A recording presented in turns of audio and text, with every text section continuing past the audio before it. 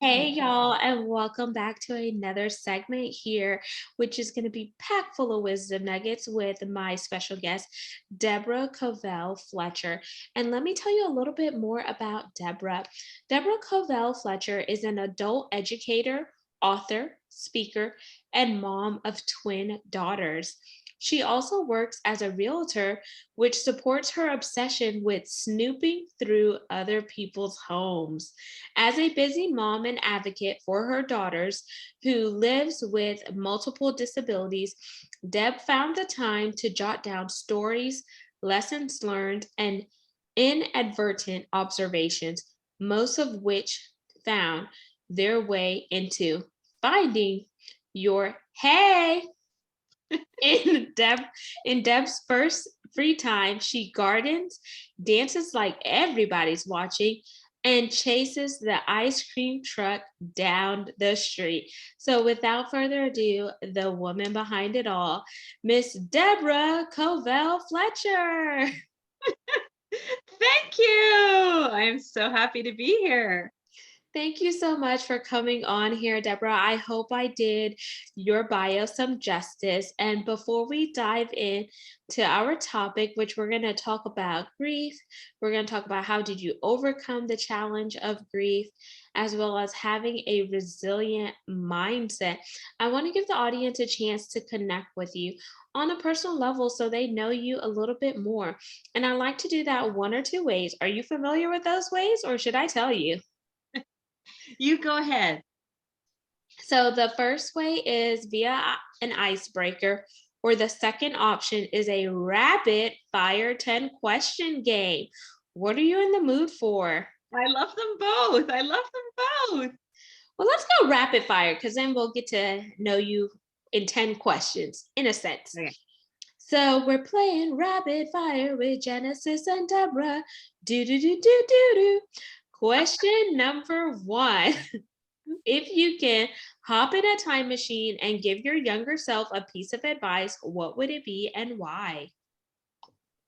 It would be to appreciate all of the wonderful things that are happening around me. Ooh, question two.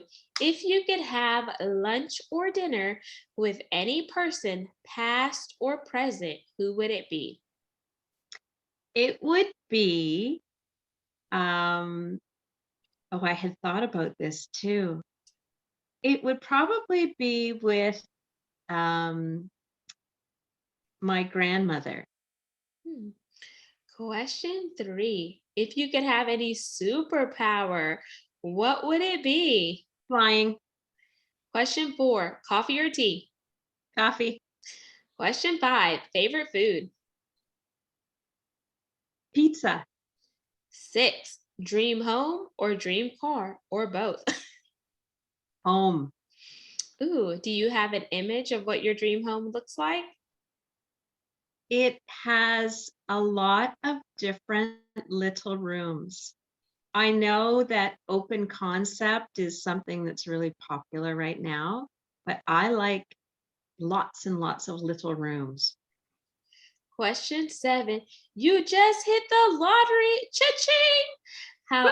However, there is a kicker. You must donate to three charities before you get the rest of your money. So, what charities are you contributing to? Sick Kids Hospital here in Toronto. It's a hospital for children that need medical care. Holland Bloorview Kids Rehabilitation Center. So this is a rehab center for kids with special needs, brain injuries, recovering from trauma, that kind of thing. And then the Canadian Cancer Society. Love it. Question eight, are you originally from Canada? Yes, What part of Canada? from Ontario. Oh, okay. So, okay, this is a wild card question. So, do you say process or process? Because I have some Canadian friends. I usually say process.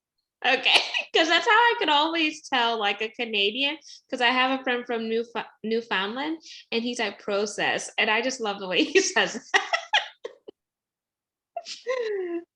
Question 9. You just want an all expense paid getaway. Your family can come. There is no limit to the amount of money that can be spent. Here is the caveat, though. They aren't flying back to Canada for some time. So, where are you heading? Heading to Paris. Ooh, the city of love. Hopefully, it's still the city of love. Question number 10. It's our pass or play question. And here are the rules. If you pass, our roles are reversed and you get to ask me a question. If you play, I ask one last question to wrap up rapid fire. So, do you want to pass or play? I'm going to pass. Okay, lay it on me. What's your question? My question is, if you could wish for anything for your the new member of your family, what would it be? Oh, hands down to have my dad back because he passed in 2020 due to medical negligence, and he was the best grandpa. And I literally still feel a bit selfish versus selfless because he spent time with my brother's kids, my sister's kids, and he won't be here to spend time with the newest member of my family. So I just wish that he were here so she could meet her pawpaw or grandpa or whatever term he prefers her to call her. Yeah. Oh, that's beautiful. Yes. Thank you for asking. So now we're going to segue into grief because everyone's grief journey is different. And whenever you go through grief, it can either cause you to spiral up where you overcome that grief fast, or you could spiral down because you feel like you don't have an outlet, which can play into your mindset. And until you realize what mindset you are, you're not going to be able to overcome those challenges or really have that resilience until you come to terms with it and get out of that denial phase. So, Deborah, walk us through your personal stance with grief. Like, what did that look like for you? So I gave birth to my daughters almost 23 years ago, and I was happy as a clam. They were my first babies. So I was anticipating having two little girls running around and for it to be just tons of fun. And it was, but the catch was that one of my daughters experienced a brain injury during the birth. And so that resulted in cerebral palsy, which is a motor development brain injury. It's usually involves a number of different areas of the body. So it's a neurological disorder. Um, she's somewhat visually impaired as well. So she has no fine motor, no gross motor skills. She can't walk. She can't talk. Wow. She can't eat. She eats through a G tube in her stomach. And she's just a wonderful human being. So I had identical twins, and she is very different from her sister because of her disabilities and multiple disabilities. She's also developmentally delayed somewhat, and she has just been a bit of a handful, but pure joy as well. So, as you can imagine, the grief started when we got the diagnosis, which was when they were about 3.5 weeks old. And it was tremendous. I mean, it was a shock to both of us, to her dad and I. And we were really, we just didn't know really what to think, how to feel, how to deal with it. And for the first 6 months of their lives, we didn't tell anybody because we didn't have a definitive diagnosis yet, for one thing. They were premature, and premature infants have an ultrasound on their brains here where I live at a certain point after they're born, and the ultrasound showed that she had the damage to her brain. We didn't know at that time what the extent of the damage would be and how that would impact her. So we were devastated, but we didn't really understand the scope of her disability. At 6 months, they got they got assessed by a doctor who told us at that point that she would be severely disabled. And he said to us at that time, he was really old. And I'm saying that because I think doctors now know better than to say this, but he said she will have a very poor quality of life. Yeah. And so that was devastating to her dad and I. And, we left the doctor's office and our babies were 6 months old. So we were trying to keep up this sort of happy, oh, isn't this fun? Let's go for a car ride. And we were just sort of in shock. And then that night we talked about it and said, you know what? Her life is going to be anything but poor quality. And so we made it our mission to give them both the best life that we could. And she's experienced everything that her sister has. And it's just, we've really focused on sort of the joy and the happiness of it. So we still had to deal with what was going on inside of ourselves. Once we had that definitive and very, very negative and devastating diagnosis, we then started to tell our friends and family because before that time we didn't know the extent of we thought maybe she'll be mildly disabled, maybe she'll have a limp, or, but no, she is in a wheelchair. She literally, I have to dress her, bathe her, brush her teeth. We do everything for her. She's incontinent, so she's wearing diapers. So, I mean, we didn't know that at the beginning. And it's almost like if I had known that, I think I would have been more impacted than I was. But because they said, she's going to be disabled, we don't know exactly what that will involve. We had time to get used to it. So we actually didn't know that she would never speak until she was about 2 years old. Didn't know that she'd be in diapers forever, probably till she was about 3 or 4. So I called it the grief that keeps on giving because it was just, we just kept, sort of building. And Wow. yeah, so I mean, I say that and I laugh, but obviously it was really difficult at the time. And thank you for sharing that, Deborah, because just hearing it, like I'm just over here, like my facial expressions, I'm like, oh my gosh, like, and I just cannot believe that the doctor said something just so cruel and just the demeanor and the way he said it. There could have been another way that he could have cleaned it up and relayed that information to you and her dad without coming out so blunt. But I guess sometimes doctors feel like they just need to shoot straight from the hip and be blunt versus beating around the bush. But you just never know someone's mental state or their mindset whenever it comes to their children. Because let's be honest, like a mother will tear up somebody and get down in the grass and roll around if you do anything to their child. And I want to ask, you mentioned that she came out with a traumatic brain injury. How did that brain injury occurred? Was it in the womb? Was it during the delivery process? Or what was the root cause of that? Just to help us connect the dots there. Yeah, we don't really know. Sometimes cerebral palsy can happen. They there are many sources, and I apologize. I'm not going to be sort of um, completely factually accurate here.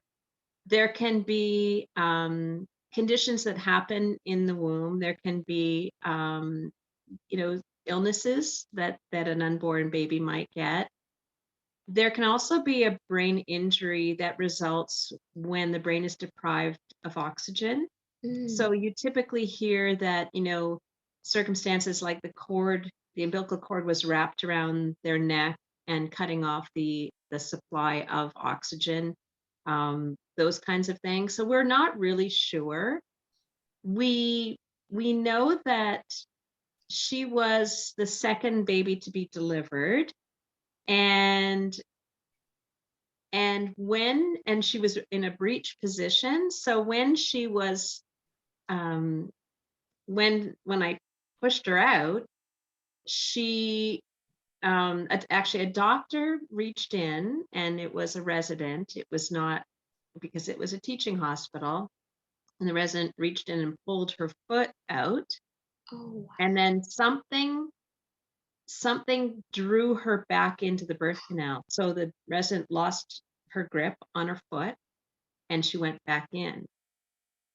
So, I mean, that suggests that perhaps the umbilical cord was, wrapped around her and brought her back in.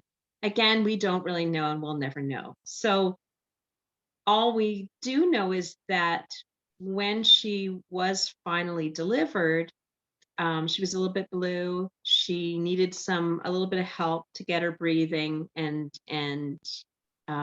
they knew right away that I know that they knew right away. They didn't say anything right away, but when I look back, and I realized that they knew that she had probably suffered some sort of injury, but Wow. nothing was said at the time, right? And and that's to protect themselves, and it's also to protect the parents, because they had no proof, or no evidence yet. There was no sort of diagnosis at that point. So that's why we didn't find out until they were 3 weeks old.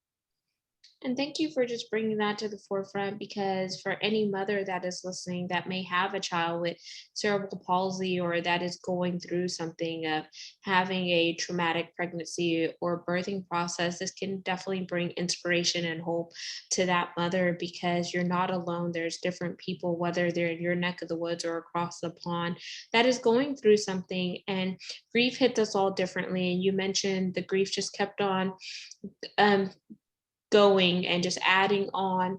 And so you had a child who has special needs, and then you have one who is fine. And I'm sure that your other daughter may have felt like, I'm not getting as much attention as my sister, not realizing how much her sister needed your help and their dad's help. And sometimes that can also add on to the layers of grief and stress. So, what did your support system look like whenever you came to the terms and you came to grips with this, and you and their dad? Because I'm not sure if y'all are still married, so I don't want to say husband. Um, We're not. okay. What did that look like when you broke the news to your family members and friends? Because if somebody is not going through something similar, they may interject their viewpoints on, when in actuality it's not helping, and it could really trigger you. Right, right. It's yeah, so we were very lucky. We had my um my parents would visit. They lived about an hour away, and they would come and spend 1 day a week with me to help me. And my sister and her husband were very helpful as well. Um, my ex-husband's mother was wonderful. She was there all the time as well. And we also had friends that helped out. One of my girlfriend's moms, she would come 1 day a week. And it was mainly because I had two of them. So I had two, and my daughter Quinn, who has special needs, she just was not a happy baby. And I think she was having a difficult time and didn't really understand what was going on with herself. So she cried a lot. I needed to hold her every second of the day, but I had two babies. And you're quite right that Emma, her sister, would have felt somewhat left out. It's funny though, because it's all she ever knew, she just kind of thought that, oh, this is how life is. My parents hold my sister, and they don't necessarily hold me. And so she has, I mean, they're almost 23 now. And so she's gone through a lot in her life, and come out knowing and understanding and having a lot of empathy for her sister and for her parents. We're very lucky that she was able to do that. And she's actually in teachers college right now. She wants to be a teacher and work with kids that are have special needs like her sister. And that's really, I mean, it's what she's comfortable with, and it's pretty much all she's ever known. So she has come through it, but you're right. There was a lot of worry on my part about how this would impact her. Yeah, and just hearing you talk about it, and Emma, it's kind of bringing me tears because when I was in high school, I was a PAL, so peer assistant leadership supervision is what we have in the Right. States. And I would work with the special needs, and I have a big heart for special needs to the point where I would even volunteer with some of the group homes and different stuff because sometimes the parents need a break because it is overwhelming and you just never know what that parent is going through because they have so many other things going on and just to try to be there for their child and no one really understands or they can't necessarily go on the date nights because they can't find a babysitter that can really manage all of the things or their family members is busy. It's like they feel burnt out, and I think that's important to talk about mindset. So, you and your ex-husband, like, even though you had that support system, which was phenomenal, because some parents never get that, how did you also build up the resilient to just shift your mindset whenever you realize, okay, things are not going to change and this is what it is? Because we can have hope, we can have faith, and we could go and things can turn around. Like, believe me, the doctors are not always right and things can change. And you could say, my baby defied the odds. But when you came to the point where you didn't see that happening, what was your anchor to really help you with your mindset? Well, yes. So both he and I have, um, we really looked at it with our focus on them. As I said, we wanted to make sure that they had a great life. And by great life, I don't mean, you know, going to Disneyland. I mean that they had parents who cared about them and spent time with them. And so we really both focused on that. And when you're grieving, it's it's something that it's not that we were that it was sort of constant. It Grief is something that I find that you just learn to carry with you. You never sort of get over it. It never goes away. And I know you've experienced grief as well, and we just sort of it's almost like we build up our other emotional muscles, in order to carry it.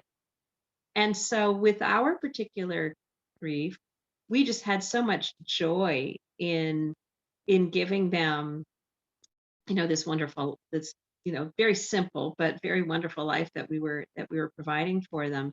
And they were bringing us a lot of joy as well. I mean, they've both got, really funny personalities. And so we a lot of how we coped was with humor. And so we managed to find the funny in just everyday circumstances. And, with twins and diapers and all kinds of things, there's a lot of funny circumstances that can happen.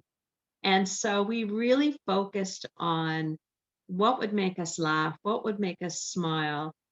And that was something that I've continued to practice for all of these years. And I really learned it from my own father, who he inspired me. He had a heart attack and a stroke at age 46, and he survived, but he was unable to work again. And I mean, at 46, that's pretty young. He had to go on a long-term disability insurance program, but he faced every day with positivity and with a sense of humor. And so that was many, many years before I had my daughters, but that was an inspiration for me because what I realized is that you can choose your attitude. You can choose how you face each day. So, one little example was when I encountered perfectly healthy sets of twins in those first few years. So, I would be walking down the street with my double stroller, pushing my double stroller down the street, and I would see another double stroller coming towards me. And I would always look, of course. And a lot of times it was just siblings, so a 1-year old and a 3-year old, sitting side by side. But if it was a set of twins, and this is when the girls are young, so I would take out this imaginary knife and hold it here, and just plunge it. If it was a set of girl twins, I would just plunge that knife right into my heart. And I just would be devastated walking down the street. So it's almost like, when you've got a sore tooth and you poke it with your tongue, we choose to do that to ourselves. So one day they were about 3 or 4 years old, and yeah, maybe about three because they were both still in the stroller, walking down the street, and I see a double stroller coming towards me, and this voice in my head said, "Just don't look." Just simply don't look at the other stroller. And so I didn't look. And the stroller passed me. Now, there could have been a set of perfectly healthy identical twin girls in there. There could have been just siblings, and I didn't know, and it didn't matter. So there was no knife, there was no pain. And what I realized in that moment, and I remember smiling and even laughing out loud, and I realized that it was my choice. It was my choice to look to see if there was something painful approaching. And so, it's not denial exactly. It might sound a little bit like it, but it's more about, I mean, I call it choice. So there are a lot of those moments for anyone, and we can choose how we how we focus and what we think about. So I think about my dad and what he would have chosen to focus on. He had to quit his job. All his friends were still working. He just had to sit at home all day, every day, knowing that his brain wasn't functioning as it was supposed to, with the stroke. And yet he chose to focus on his family and on things that brought him joy. And he lived to be 82 years old, and he actually passed away in 2020 as well, same as your dad. Wow. So, yeah, so he lived that long, and just before he died, he said, "I'm so happy I have led a joyful, wonderful life."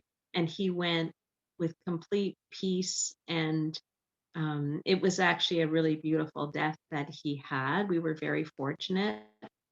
So he was able to pass away at home, and with all of us there holding him. And so he even said at that time, not wanting to leave, but still,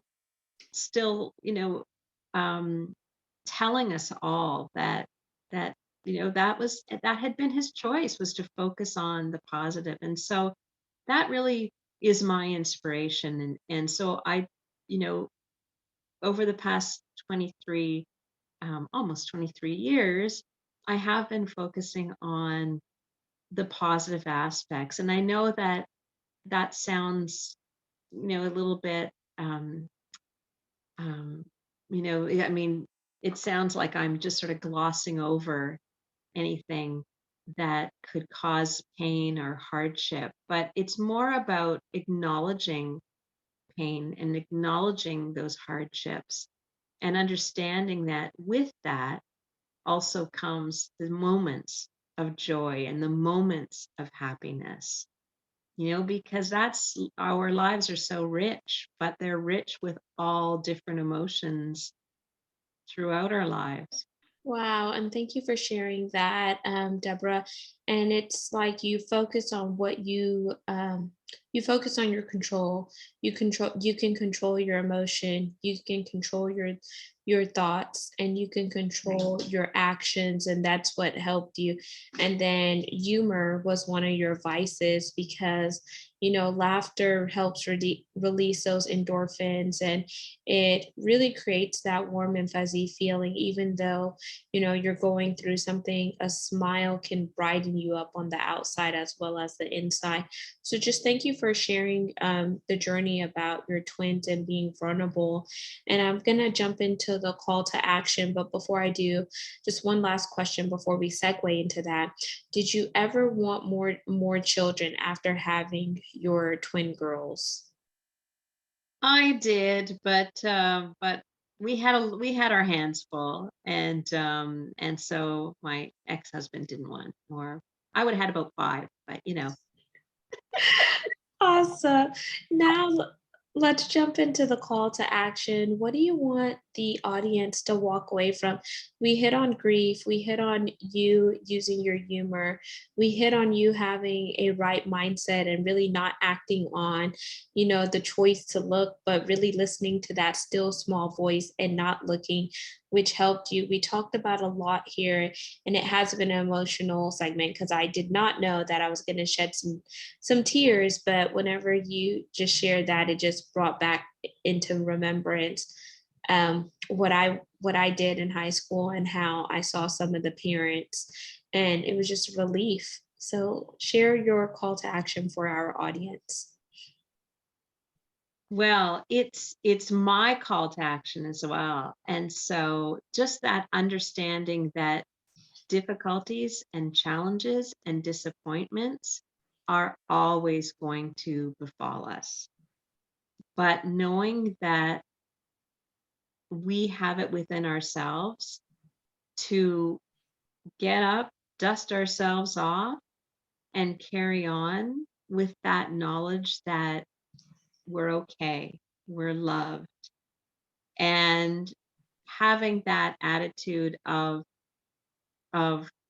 accepting those hardships and, like you say, that mindset and controlling our emotions with our thoughts. And it's not that we don't grieve, and it's not that we don't have negative thoughts, but we look at life as this roller coaster adventure that we're all on, and it's not supposed to be sort of getting to a place where you live happily ever after.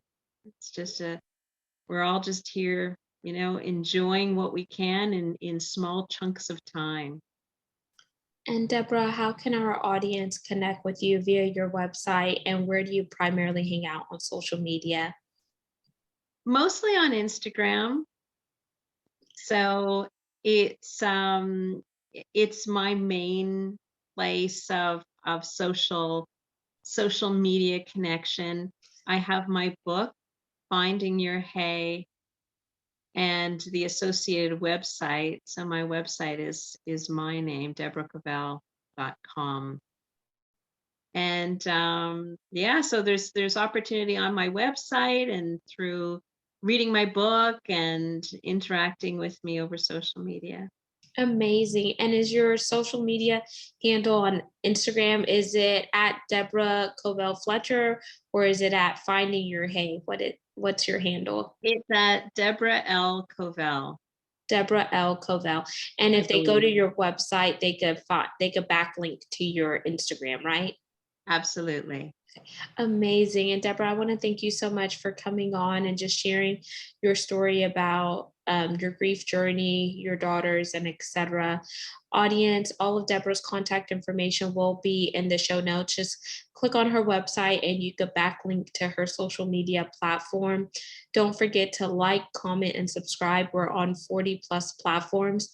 You could also see the video component of this recording on our YouTube channel by going to at Gems with Genesis Amaris Kemp. And lastly, but not least, I want to thank each one of you for tuning in on a regular and consistent basis. Because of you, we're now ranked in the top 2% globally out of 2.8 million podcasts per www.listennotes.com. And a big ask for me is looking for brand sponsors. Space is limited, but you can find out more info by heading on over to genesisamariscamp.net and clicking on that podcast tab. Until next time, peace, love, and lots of blessings. Have yourself an amazing one.